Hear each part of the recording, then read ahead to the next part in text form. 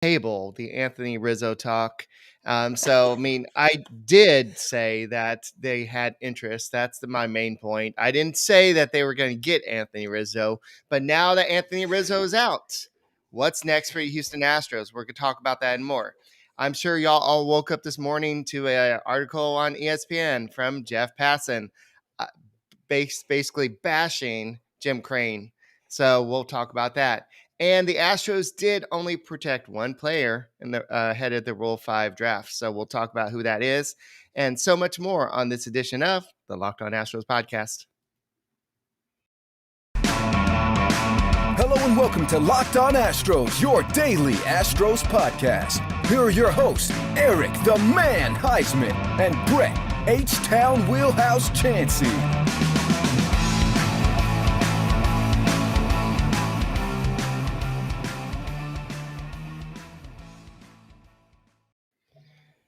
We are Locked On Houston Astros, and we hope that you join us for a daily Locked On Astros podcast. My name is Eric Huysman. You can find me on Twitter at Eric Talk Astros. You can find Brett somewhere, but you can find the show at Locked On Astros, and apparently he's on the phone right now. But Brett, when you're not on the phone rudely during the show, where can they find you on Twitter? Hey, I'm talking to my guy, Jim Crane. He's like, look, everything's going to be all right, Twitter. Kids.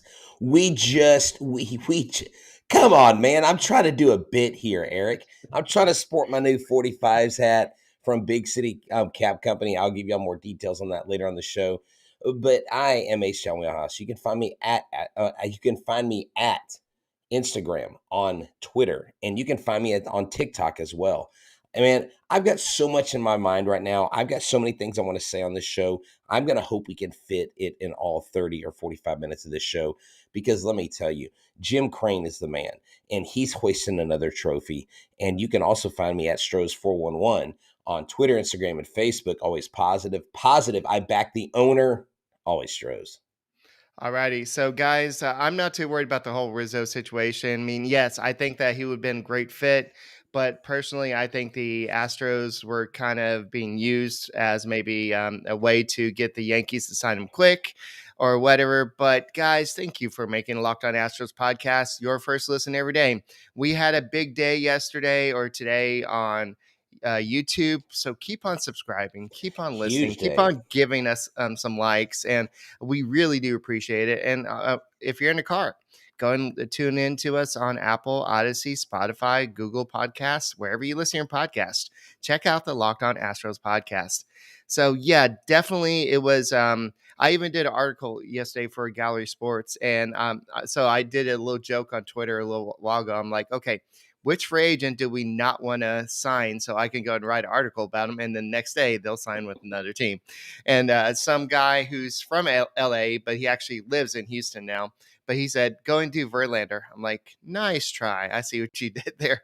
So what you were saying is Rizzo was your number one guy, right? And Okay. he's gone. He is gone. That's okay. You know what, Eric? He had back problems, okay? I wasn't going to bring that up to you because you were dying the wool, and I kind of got on the Rizzo train a little bit. But hey, you know what? As they say right here, Rizzo the rat, he's gone. He's back to New York. But there are a lot of... Forget about it. Yeah, forget about it. Let's go to Sparrow and get a New York slice. Anyways, I digress. I think, though, that this is a signal, if we could kind of shift a little bit, that the Yankees are probably going to sign Aaron Judge. I think Steinbrenner has kind of tipped his hand a little bit in the public, in the media. And so I think if Rizzo goes, him and Judge have forged quite a friendship. So back problems will stay in New York. They'll continue to not go to the World Series because the Astros are still ruling the roost. And we'll take our Rafael Montero and whoever else they decide to sign in the offseason, Eric. But I don't think that them missing out on Rizzo is necessarily missing out on anything other than just one player. I think they've got so many possibilities. You know, we've got Brantley. What? Yeah. But $17 million a year for 2 years. The Astros could have met that. I know they had the back the problems, option 234 for 2025, back and problems. you have the $6 million buyout in 2025. Okay, hold on. Wait. So yes. Wait. So hold on. We just won a World Series and we're Uh-huh. worried about Rizzo staying with the Yankees? No, I'm just saying that, if this was your number 1 guy that you're going, why didn't you go out there and not Apparent outbid him, but just go get it done? That's what I'm saying. but Go get her how done. exactly, but how many times though have these big media guys run interference for A lot. and that's the thing. And when we get to the Jeff Passan stuff, dude, that guy needs to take a chill pill. Like if he's not booed when he gets back to Houston, like vehemently, this guy is trying to find every fault he can in this Houston Astros organization. Right. And I'm sorry, tonight and for the rest of this year, and unless there's some egregious act by Jim Crane, I'm going to defend him. And if you want to throw him out with the bathwater, and if you want to like put Crane on your he's getting coal in the stocking list, then you don't have a pulse. Because look, 80% of this roster is Lunau guys. And who brought in that guy and who was here when he was here? Jim Crane. Jim Crane wants to spend the money, Eric, and he clearly wasn't, I guess, really allowed to pull the trigger on some things because he was letting his GM do his job. And we found out that Bagwell and Mr. October have big influences in the ear of Jim Crane. I'm not necessarily upset about that aspect of the Astros front office. Apparently, according, I guess we're transitioning into Passan's article, but Passan said that before the 2022 season, Crane wanted some more baseball people in the front office, and so that's why he started kind of bringing in Reggie, and he also started getting more influence with Jeff Bagwell. I know that we heard the other day. Richard Justice with Gallery Sports. He wrote a article. I thought it was kind of a joking article, but there may be some hint of a truth there that Jeff Bagwell potentially could be the GM or the figurehead GM, so to speak. But yeah, that article did not shine a good light on Crane. It's hard to know with the way the national media has treated the Astros over the past few years, and I know there's an article recently by a writer at SI about the click situation that didn't paint good light, and there's so much coming out about Jim Crane, and he can't really do anything. But apparently one person in the organization came out and told ESPN under I can never say that word, anonymity, whatever. But Under anonymity. yeah, that's a word I can never say. But sometimes I wonder if Jim thinks he is Jerry Jones, and I know we've talked about that. But for a somebody who works for the Astros to come out and say that, and it's just kind of a weird thing. I have a theory about this article that Jeff Passons has this quote unquote inside source. This is a shadow article by James Click. This is a shadow article totally by James Click. I'm just telling you, if we're going with conspiracy theories here, you've got to hear me out, okay? This really smells fishy that after James Click gets an offer that he feels insulted by, that Jeff Passan randomly pulls this article out of his proverbial AWS. And I just don't see it. Maybe he's been writing it for a year or whatever, but Passons never has anything good to say about the Astros. He needs to get his New York brain out of his New York tail end and stop kissing the butt of all the big market media teams, okay? He probably more than likely went and got James Click and helped him write this article. Now, what would be interesting is if James Click ends up helping out the Rangers, because Locked On Rangers host Bryce was like, I would really like James Click to come up here and help us figure out how to have a sustainable winner like you guys. So look, the league is on notice. The league knows, and just expect more of this. Expect more evil Crane, bad Astros. Because here's the thing, their narrative is dead. They can't say orange team bad anymore. They just have to say orange team kicks our tail. And so because that's gone, now they have to find something else to you know what and moan about and cry about. So I'm sorry, forgive me if I don't have any like national media respect for Jeff Passons and his hate for Houston Astros team. Right. According to the article, Crane appreciated how Luno was able to make a decision and go with it. And he felt like Click was a little wishy washy, maybe couldn't make a decision, ask people. And that's why he brought in two assistant GMs because he wasn't sure of himself. That's kind of what I interpreted from the article. And then, then he also brought out the fact that Bagwell is somebody that Jim trusts more than anybody. And so that's somebody who could be, if not the GM, he could have some type of high role in the Astros front office at some point. But definitely, it was a weird article. He did bring up that Sig McDowell could be the guy that could be one of the GMs. And another name that he brought up was Brad Osmus. Brad Osmus is somebody that could possibly come in and be a GM. He's managed the Tigers and Angels, and he has expressed some openness towards potentially taking a front office job in the right situation. Now, taking a front office job is different than being a GM. I mean, I'm not saying anything against Brad Osmus, and I guess it's the same thing for Jeff Bagwell or somebody else that we're going to talk about in a second. If, that we let's talk about the other guy in a second, but it's just kind of a weird name to just throw out there. It's like, do you feel safe with that guy being there? So you know what you should feel safe with? Simply Safe. So this episode is brought to you by Simply Safe, and All right. If you thought that securing your home with home security had been, and you've been putting it off, you'll want to listen up right now. Locked On Astros listeners can order the number one rated Simply Safe home system for 50% off. It's their biggest offer of the year. You won't want to miss it. Did you know that over the holidays, property crimes like burglaries, package thefts spike nationally? That's why our friends at Simply Safe Home Security are offering 50% off their award-winning um, home security system so that more families can feel safe and secure this holiday. Order Simply Safe system for half off today and enjoy advanced security with greater peace during this holiday season. The reason why we love Simply Safe alarms in our house is because we would rather know when the threat is real and when is not real. We would like to know that the authorities can be called even if we're not home. And we know that 24/7 monitoring agents are there for Simply Safe, and they have total tech support. Simply Safe was named Best Home Security System of 2022 by U.S. News and World Report for a third year in a row. You can call them. They have monitoring agents with fast protect technology exclusively from Simply Safe. It is traditionally a lot more less, half less than ADT's traditional alarm system.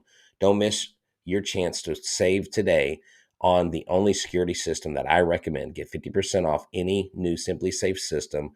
Go to simplysafe.com/lockedonmlb. That's simplysafe.com/lockedonmlb. There's no safe like Simply Safe. all right, Brett. C Plan says maybe they should go ahead and make Tony Eusebio the GM. So Okay. Well, okay. So I was going to say that before you threw me into a live read there, that Brad Osmus, I think, is the last person on the planet that needs to be GM of this club. Brad Osmus has not had anything nice to say about the Houston Astros when he was with the Angels. He had a beef with us when he was, I guess, the manager. He wasn't very good when he did it. I don't want Brad Osmus anywhere near the GM spot. I'll just be quite honest. Brad Osmus was great. He was great in that playoff game where he tied the game against the Braves, and we ended up winning off of Chris Burke's home run. And yes, he's part of the Killer Bees. And yes, he actually bench pressed more than anybody in that locker room in the late 90s. If you remember when we talked to that guy, Joey Bassell, who did this special on Ken Caminiti. But I don't want Brad Osmus anywhere near my front office for the Houston Astros. I'm sorry, Brad, you wore out your welcome with me. Just like that'd be like Scott Service saying he wanted to manage this team. I'd be like, go jump in the lake, Scott Service. Just get out of here. We don't want you later, dudes. Like, I love Bagwell as maybe a special assistant. I don't think Bagwell is the GM, but Bagwell does fit that urge and that need, like we talked about, of being a baseball guy. And I think Crane is a smart enough guy to balance the baseball stuff and the analytic stuff because he's had the best of both worlds, to be quite honest. right. And if you want to keep this train rolling and 80% of your guys are Lunau guys, then why wouldn't you try to find a way to get something like that back? You know? Right. I know Michael Schwab was on 97.5 today, and he kind of mentioned some of the stuff that was brought up in a Passan article, but he also brought up the fact that he's heard, whether it's true or not, I don't know, but he's heard that Jim Crane would really like AJ Hinch to come in and be the general manager. Why? Because he wants to kind of get back to the old days where the Jeff Luno era, where you have people making decisive decisions and everything. And I mean, there's so much about that I don't get. Like, he's the manager right now for Detroit Tigers. Well, he actually, I mean, he mentioned that he was talking to him for a few months, but he came off of it when he Okay. said that once they changed the GM situation in Detroit, that Okay. that Crane. Hinch basically Oh, said Hinch. Yeah. that Hinch said that he wanted to stay in Detroit. Now, I don't know about that. I don't know how much of that happened, because if an owner's talking to a manager, you're going to have to basically get permission from the club to talk to them. Maybe it was just casually over at dinner and they just Yeah. talked about it and kind of word got passed down. Look, you're going to hear rumor after rumor after rumor. Let me tell you what's not happening. The Astros aren't falling apart, okay? The Astros aren't going to not go to the World Series because of front office stuff, and the Astros are going to sign somebody in this offseason. I really think that you're going to see Brantley and Yuli come back in some sort of form. But get this, Kyle Tucker, Eric, and this is something that I think we need to think about. Kyle Tucker, his arbitration is like 5.4 million. They're probably going to offer him somewhere between 10 and 12. He's going to get double figure offers in his first arbitration whenever that comes up. This is a guy that you've got to lock down, because he is your right fielder of the future. They're banning the shift, Eric, and that's something that they need to think about what they're going to do with him, because you've got to do what you can to keep Kyle Tucker here for the rest of his baseball life. Yeah, and that's something that a lot of people have been saying. You got to lock up Tucker. You locked up Alvarez. Go ahead and lock up Tucker. You want to keep the good times rolling. You've got to do that while the talent is cheap, so to speak. And the better that Tucker gets, the harder it is going to be for him to sign a long-term deal with Houston Astros. Yes, he may love playing here, but I'm sure Justin Verlander did too. We'll talk about Verlander in a second, but it just I think that they need to do something soon. And if you look at what Rafael Montero's, his contract was actually made official today. And I know we've kind of brushed over it and we said it was okay deal. That's what the market's going to. But that's something that apparently Jim Crane was the one that negotiated that deal and he Okay. wanted to get it done. And so this is something that that the old Astros regime probably would not have done. They would not have paid that much for a reliever. And I'm not just talking about Click. I'm talking about maybe even Jeff Luno. He may not have paid that much for a reliever, but Crane realized the value of having that dynamic bullpen. And we saw it. We won the World Series because of that bullpen. Yes, the starting pitching was great. We may lose Verlander, but the starting pitchers will still be great. Now, if you just get enough offense, then maybe you can do better. So now that Rizzo is out, what are the options at first base? We can go ahead and look at Jose Abreu, Right. Yuli Gurriel, and then you can also look at Josh Josh Bell. Bell. Yeah. And I did read a Chandler Rome article that people with who are familiar with Crane's thinking think he's really into Wilson Contreras. I know he doesn't play first base, but he could serve as a DH. You bring back maybe Yuli Gurriel as a first baseman, then you solve your DH and first base problem and hope that Yuli has a better season. So thoughts? Who's the next guy the Astros need to go after? Well, I think Contreras is on the radar. I think that they did really want him. I think that Jose Abreu makes a lot of sense because he's Cuban. I think the Cuban connection between him and Yuli is something that can't go unnoticed. Cuban players tend to stick together. They're a very tight knit community in the baseball world, and I would not mind him and Yuli, garnering first. If you bring back Yuli, you're going to find a bigger role for someone like Yanner Diaz or David Hensley, who will help out at first. I do not see Wilson Contreras at all touching first base. That would be a shock to me at this point in his career. Remember, Wilson Contreras is not a great defensive catcher. He is a great hitting catcher, so that's why you would bring him in as a DH and have Maldi behind the plate. Maldi just underwent successful sports hernia surgery. They said he's doing well. He was actually in Philadelphia for his surgery, quite ironically. So I thought that was interesting. Maybe he's signing autographs for the Philadelphia Phillies fans. I don't know. Maybe not. But I really think that this whole first base thing, you're going to see them either sign Abreu or Bell. The thing is, I haven't heard anything about Bell, Eric. I've heard literally nothing about Josh Bell. I don't think he comes here. I think Abreu is a decent look. He is 35. He's not great defensively, but if you can get Yuli over there in his glove, and Yuli can catch fire with the bat, and he can find even a 3/4 of what he was when he was batting champ, then that gets you into the playoffs. And then you have Abreu and you have Yuli, who got really hot during the postseason. Brantley, Eric, I think is a realistic possibility. I think Brantley, I think Yuli, and I think Abreu are the three guys that they're looking at. Some of the dark horse guys that I think that they might dip their toes in the water a little bit are guys like DeGrom, Bassett, and Rodon. I mean, I know we have pitching, but if those guys are out there and you're going for the jugular and you're going for back-to-back titles and you lose Justin Verlander, I don't see why you wouldn't at least give those guys a look and see if they could fit in here as your number one. I mean, Jacob DeGrom, really? And You got just to a keep side, him away from Rangers. exactly. Now, a side note, we will this next week. We don't have a date yet. This next week, we will have on Jeremy Pena's college baseball coach. I reached out to him, and he is going to be joining the show. And Coach Steve Trimper is going to be coming on. He was with Maine when he recruited Jeremy. Okay, he's now at Stetson University, and Stetson University is where Jacob DeGrom went. He's got some Jacob DeGrom stories as well. And so he's going to come on and talk to us about discovering Jeremy Pena, what he saw, his power, different things like that in college. And so that'll be neat to talk about that. And the reason why I mention that is because the whole DeGrom name keeps coming up.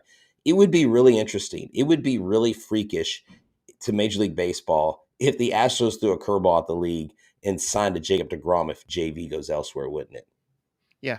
And to go back to Martin Maldonado, he did have the surgery, like you said, and Yeah. he will not have to have surgery for the broken hand. That's Oh, good. something that they're going to go ahead and let heal on its own. So he should be ready by spring training. And so good thing that he's getting this taken care of, because as a catcher, you're going to be bending down a lot. So I don't know how he honestly did it. So that was it was just crazy that he did it. So if you're looking at Contreras, his market value is $16.4 million per year, and Spot Track has him getting 4 years, so about $65.6 million for 4 years. That's a big contract. He is 30 years old. If he's not going to be a catcher anymore, he would be a great DH. He can probably play every day, hit a lot of home runs for you. So the Astros are definitely going to be looking at that, but now that Rizzo's off the table, if that was their primary target, then now they need to go ahead. Okay, what's plan B? What's plan C? And kind of work their way down. Yeah, exactly. And it really comes down to where your Don's going to play. If they want him playing left field every single game. I To think they do. me, Yeah. but I don't know if they want him playing every single game. I think they want him switching out at DH. So if you have Contreras in at DH, does that mean you give Maldi a rest every 4 or 5 days? Does that mean when someone like Hunter Brown makes a start, or you have someone like Brandon Bielak come up and make a start, because he was one of the 9 starters this last year that they used? That's going to be the question. How are they going to use this hybrid type starter system that they had last year? Right. And it's going to have to be what fits best with this club. The needs aren't as many as a lot of clubs out there, but there are some names that make it interesting. And I think Rafael Montero's signing, some people said, "Oh my gosh, it was a terrible signing. It was horrible. I can't believe they spent that much." Actually, I don't think there's any indication that they're not going to sign Justin Verlander or anybody else because they signed Montero a few $1,000,000 over each year. I think what that says to me is they're going to open up the pocketbook this year, and Jim Crane is absolutely going to spend. You know what Jim Crane's tired of? Jim Crane is tired of his ball club being marred and marked by 2017, and he absolutely wants to give a middle finger to the league with the back-to-back title and Dusty Baker. I mean, imagine having Dusty Baker as the manager winning back-to-back titles, and Yuli Gurriel as your first baseman both years. Like, take a middle finger to that, haters. Take that. I mean, that is what the Astros are all about. Stick it to the man. Yeah, for sure. And I know we talked about a lot of Rule 5 prospects that the Astros need to protect. There were so many names we mentioned. They only protected one. And that was the guy I mentioned, JP France. He's a pitcher that the Astros, at the end of the season, they tried to use him as a reliever, and he actually did really good as a reliever. But I think his best option is as a starter, especially in case one of the starters gets hurt, even with a 6-man rotation. So I think that JP France is somebody that another team would have definitely swooped in and taken up, because I saw a stat that about 76% of the picks in a Rule 5 draft are typically pitchers. So you definitely got to protect your arms. Now, if you're going to bring up a young hitter like a Gonzalez, the guy we talked about yesterday, who's 21 years old, you're a lot less likely to throw him up in the big leagues and let him struggle like that.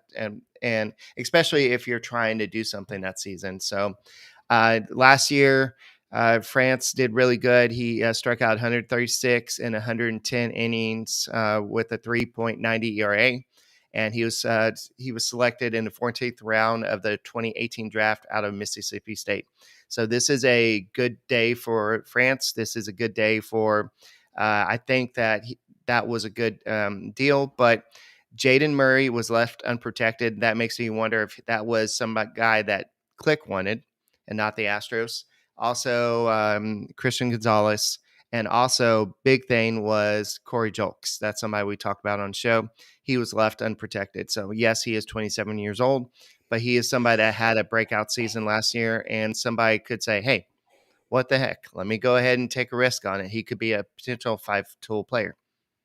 He is a guy that also might not get picked up because of his age, and the Astros possibly sign him back. I mean, the kid can absolutely mash. He's a great talent. He's a great kid.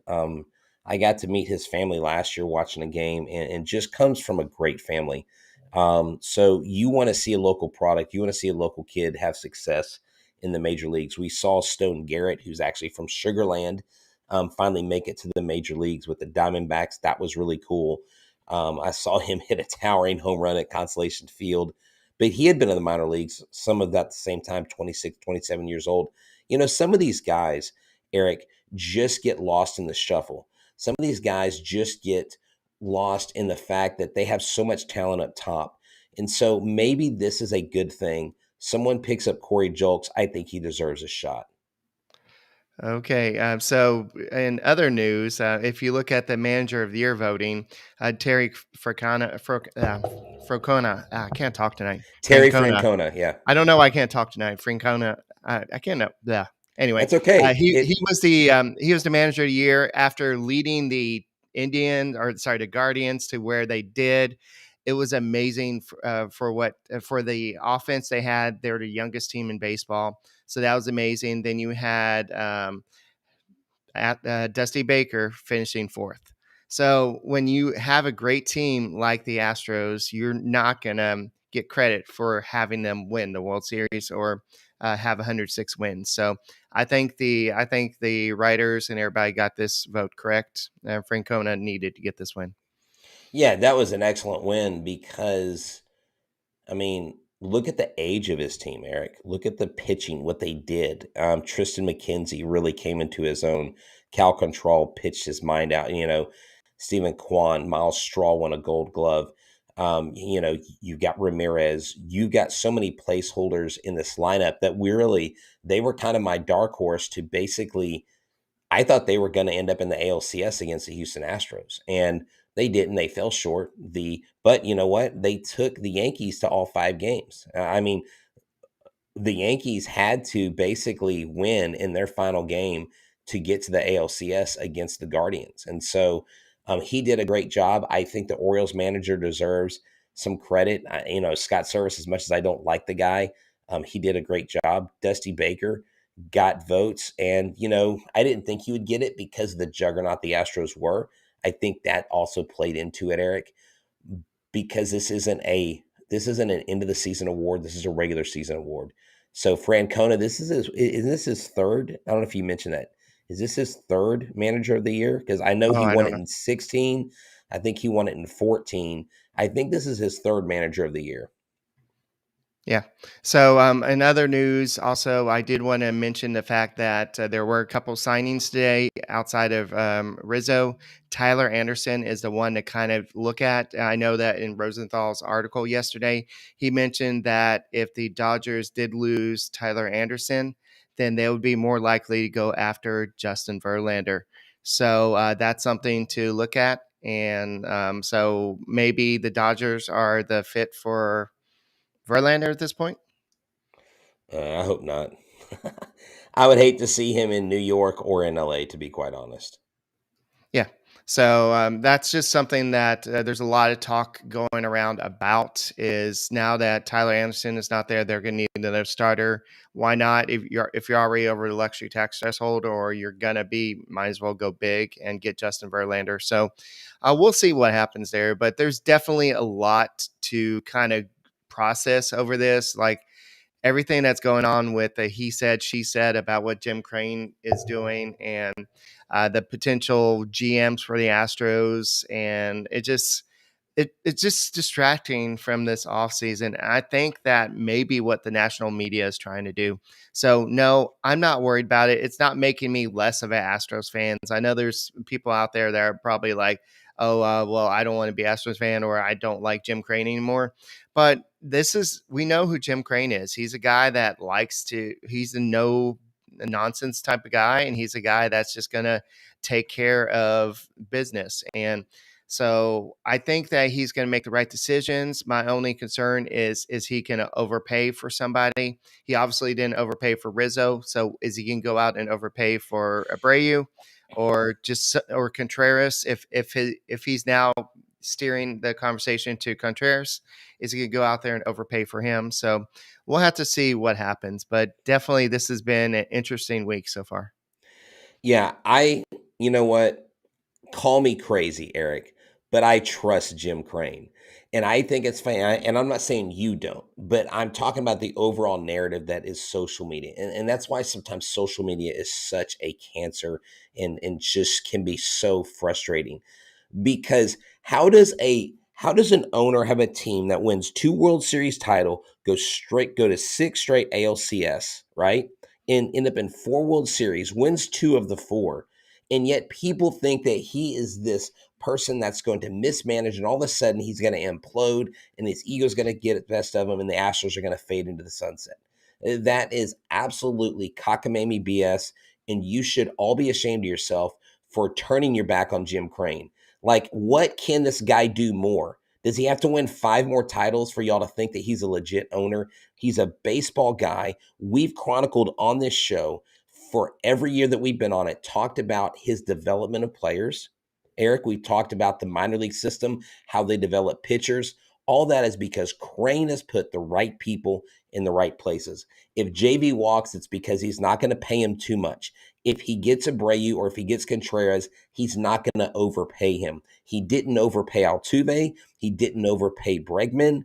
Somebody say overpaid JV. I don't think he did. JV just happened to get hurt for those 2 years. He gave him 25 million to come back. That's not an overpay. So get over yourselves, Astros fans. Jim Crane is a great owner, is the best owner that has ever owned a Houston Astros baseball club since 1962. And for you 17ers, that's when the baseball club started. So get off his case.